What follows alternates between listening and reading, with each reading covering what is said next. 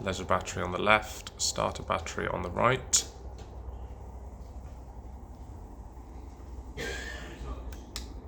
Battery volts measure correctly. As you can see, starter battery is slightly lower.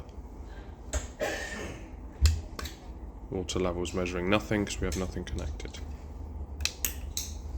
Light switch, pump switch.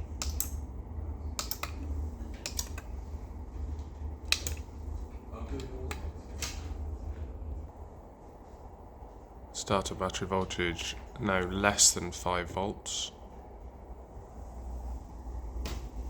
Control panel S3 light is flashing, indicating starter battery is either flat or disconnected.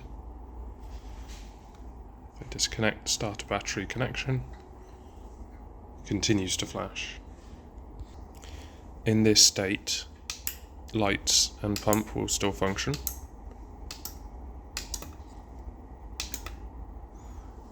Battery levels for the leisure battery still read correctly.